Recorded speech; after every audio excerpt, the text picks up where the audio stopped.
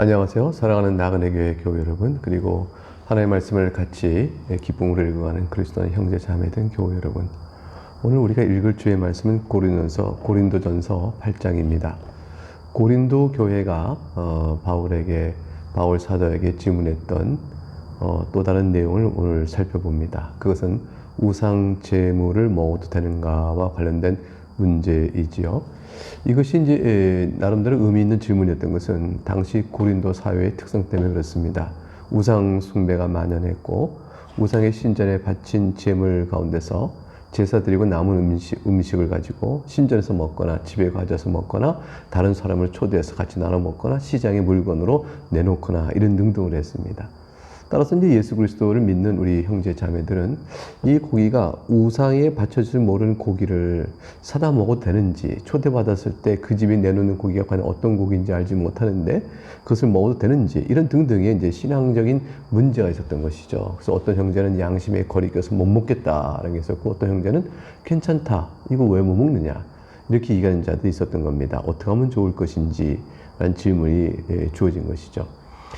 사도 바울은 우리가 읽어보면 알겠지만 고린도전서 8장에서 뜻밖의 접근을 통해서 이 문제를 해결합니다. 그것은 뭐냐면 교회 공동체 안에서 성도가 서로 가져야 되는 관계는 사랑이다. 사랑의 관계 안에서 이 문제를 접근해가는 뜻밖의 접근법을 보게 됩니다. 우리는 여기서 굉장히 많은 교훈을 얻게 되어집니다. 내용을 한번 먼저 살펴보죠. 1절. 우상의 제물에 대하여는 우리가 다 지식이 있는 줄 아나 지식은 교만하게 하며 사랑은 덕을 세우나니. 우상의 제물에 관련하여 성도가 주의하여야 할 첫 번째 원리는 지식은 교만하게 한다는 사실입니다. 우상 제물을 먹어야 할 것인가 아닌가에 대한 자신의 지식을 앞세울 때 오히려 문제를 해결하지 못한다는 점을 지적합니다. 질문의 답을 찾아가는 과정이 뜻밖의 사랑은 덕을 세우나니라는 데서 찾아진다고 말하고 있는 것이죠. 어떻게 이것이 답이 될 수 있을까요? 2절.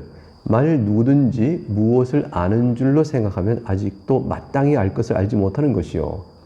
참 의미 있는 말입니다. 이건 잘 생각해 봐야죠. 이 말씀은 우상 제물에 대한 나름대로의 판단을 가진 자기 지식이 있습니다. 그 지식을 내세워 다른 사람을 판단한다면 곧 먹는 사람과 먹지 않는 사람에 대하여 나름의 기준을 가지고 판단하고 비판하면 그것은 오히려 공동체를 파괴하는 결과를 낳게 되고, 말하자면 내가 알고 있다라고 냈었던 자기 지식이 오히려 자신이 그 문제를 올바로 판단하지 못하는 자로 이렇게 판단받게 되는, 그렇게 드러나게 되는 그런 일이 있을 수 있음을 말하는 것입니다. 그러면서 이어 말하는 것은 3절에 또 누구든지 하나님을 사랑하면 그 사람은 하나님도 알아주시니라. 자, 하나님이 옳다 하는 바를 행하고자 하는 사람이라면 우상 제물에 대해서도 자신의 지식을 함부로 내세우지 않는 사람이 된다는 것과 좀 연결돼서 이야기가 전개됩니다. 하나님을 사랑한다면 곧 하나님의 사랑을 아는 자라야 하나님을 사랑하지 않겠습니까? 하나님의 사랑을 안다면 하나님을 사랑할 것이고, 그런 자는 자신의 지식으로 교만스럽게 행동할 수 없다는 것이죠. 그러한 자, 자신의 지식으로 교만스럽게 생각하지 않고 하나님의 사랑을 입었은즉 하나님을 사랑한 자를 하나님이 알아주신다고 말합니다. 우상 제물에 대한 판단은 단순히 지식의 문제가 아니기 때문에 이런 접근을 하고 있는 것이에요. 교회 공동체 안에서 관계의 바탕 위에서 판단할 문제이기 때문에 이렇게 말하는 것입니다. 이것은 사랑과 연결되어 있다는 뜻을 암시하고 있죠. 자, 그러면 이제 4절부터 우상 제물에 대한 지식은 과연 어떠한지를 바울 사도는 설명하기 시작합니다. 4절. 그러므로 우상의 제물을 먹는 일에 대하여는 우리가 우상은 세상에 아무것도 아니며 또한 하나님은 한 분밖에 없는 줄 아노라. 비록 하늘에나 땅에나 신이라 불리는 자가 있어 많은 신과 많은 주가 있으나 그러나 우리에게는 한 하나님 곧 아버지가 계시니 만물이 그에게서 났고 우리도 그를 위하여 있고 또 한 주 예수 그리스도께서 계시니 만물이 그로 말미암고 우리도 그로 말미암아 있느니라. 우상 제물에 관한 논란은 4절에 우상은 세상에 아무것도 아니며 또한 하나님 한 분밖에 없는 줄 아는 것과 연결되어 있어요. 이것을 바르게 알게 될 때 우상의 제물을 먹어도 되는지 그렇지 않아야 하는지를 통일되게 알 수 있다는 것입니다. 자, 그런데 어떨까요? 7절 볼까요? 그러나 이 지식은 모든 사람이 있는 것이 아니므로 어떤 지식이에요? 우상은 아무것도 아니라는 지식입니다. 어떤 이든 지금까지 우상에 대한 습관이 있어 우상의 재물을 알고도 먹는 거로 그들의 양심이 약하여지고 더러워지느니라. 우상이 아무것도 아니라는 지식은 고린도 교회의 교인들이 모두가 확고하게 가지고 있지는 않다라는 것입니다. 그런데 이들 가운데 어떤 이는 우상 제물이 우상에게 바친 것이므로 그것에 어떤 우상의 영향력이 작용하지 않을까 싶은 마음에 무엇인가 꺼림칙해 합니다. 그런데 그 끔찍하는 마음을 가지고 우상 제물을 먹으면 미신적인 옛 관념에 눌리고 정죄의식을 갖게 되어지겠죠. 양심에 상처가 있게 되는 겁니다. 우상이 실제한다는 느낌을 아직 다 떨쳐버리지 못하고 있어서 우상에게 바쳐진 제물을 먹는 것은 양심에 거리끼는 일로 양심이 불편합니다. 그래서 그것을 먹지 않으려고 합니다. 근데 그런 사람이 볼 때에 먹는 사람을 보게 되면 어떻게 될까요? 큰 시험이 들게 되죠. 근데 그 양심에 거리끼는데 먹는 사람의 모습이나 분위기에 휩쓸려 자기도 이렇게 먹게 된다면 그것 또한 뭐가 되죠? 양심에 큰 상처를 입게 되는 거죠. 그래서 이 우상의 재물을 먹으면 옳지 않다라고 생각하고 마음이 거리끼는 사람은 이걸 먹는 사람 봐도 상처요. 그런 분위기에 자기도 먹어야 되나 싶어 먹게 된다면 더 상처가 되는 일이 벌어지는 것이죠. 그래서 양심을 스스로 더럽히는 일이 벌어지는 겁니다. 어떻게 해야 될까요? 8절. 음식은 우리를 하나님 앞에 내세우지 못하나니 우리가 먹지 않는다고 해서 더 못 사는 것도 아니고 먹는다고 해서 더 잘 사는 것도 아니니라. 이 8절은요. 중요한 한 단어가 빠졌어요. 그러나라는 접속사예요. 이 번역서가 있어야 합니다. 헬라어에는 있죠. 그러나 음식은 우리를 하나님 앞에 내세우지 못하나니 하고 음식 자체의 성격을 말해줍니다. 음식은 우리를 주께로부터 멀리하거나 가까이 갈 수 있게 하는 것이 아니라고 말합니다. 그 따라서 먹지 않는다고 손해도 아니며 또 먹는다고 유익될 것도 없다고 말합니다. 이거 우상 제물은 하나의 음식에 불과한 것이라는 것이죠. 따라서 어떻게 해야 될까요? 9절 주의점을 말합니다. 그런즉 너희 자유가 믿음이 약한 자들에게 걸려 넘어지게 하는 것이 되지 않도록 조심하라. 자, 믿음이 강한 자가 있습니다. 믿음이 강한 자는 음식은 먹는다고 해서 더 잘 사는 것도 아니요, 먹지 않는 더 못 사는 것도 아니다 라고 생각을 해요.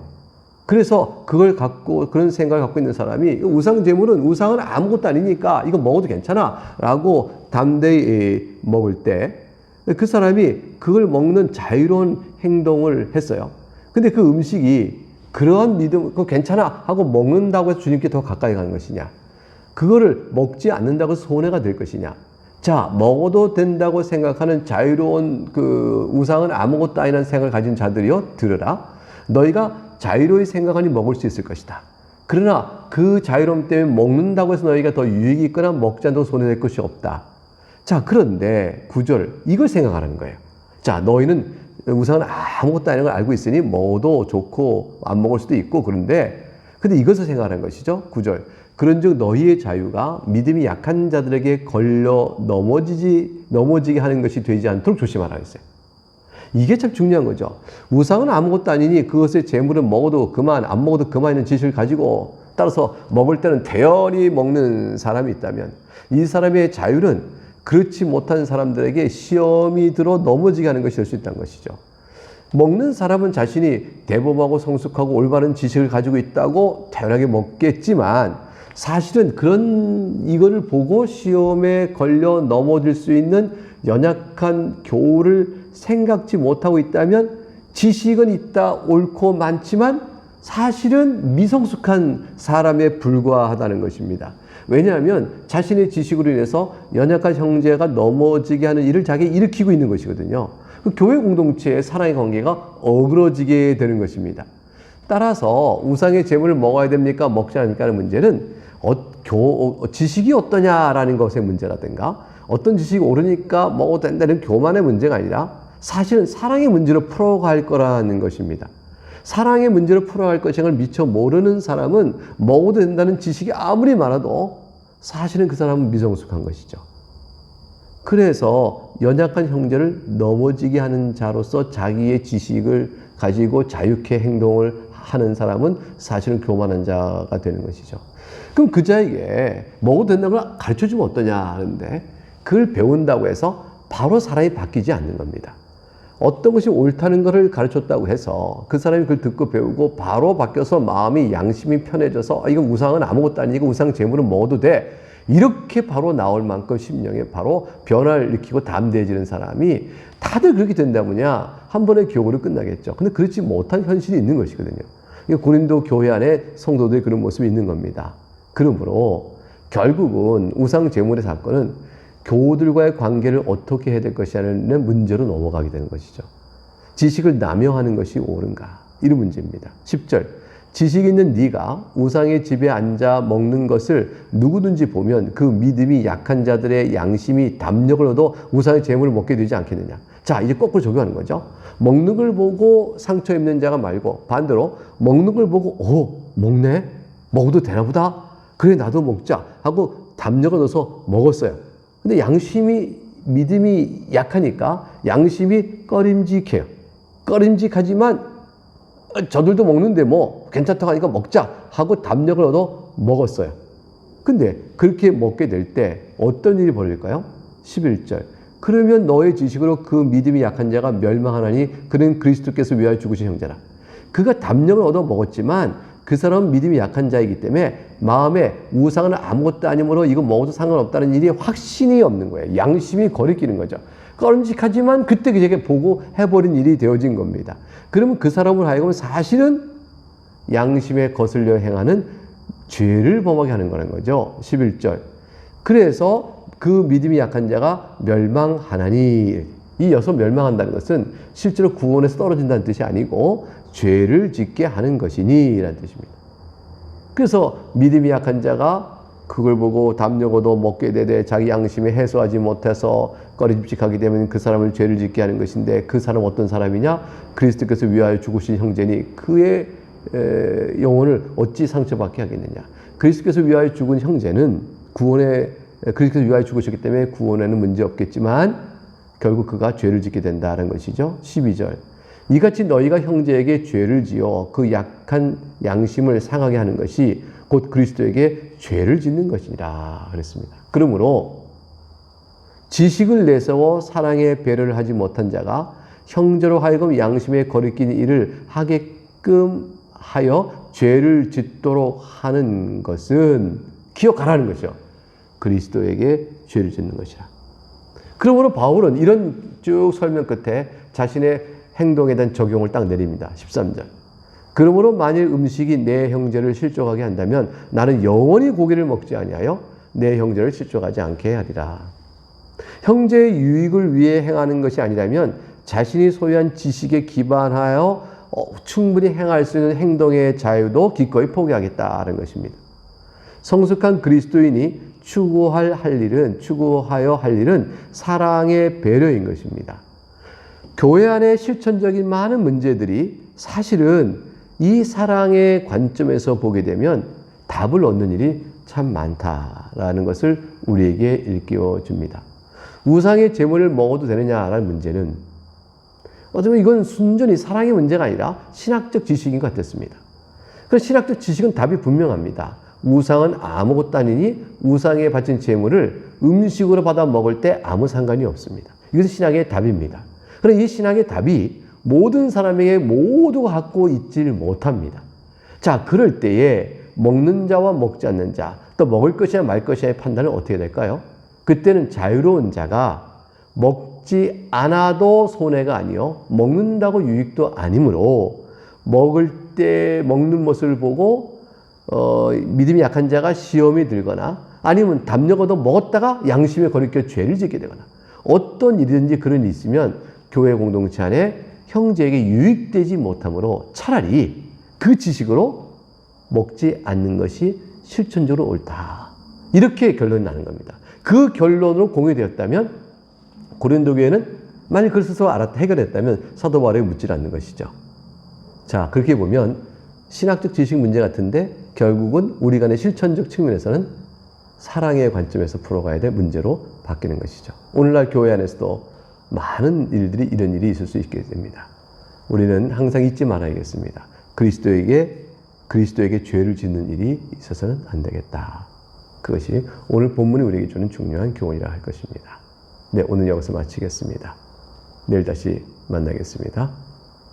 주의 평안을 여러분에게 여러분에게 주의 평안이 가득하기를 주의 이름으로 축복합니다.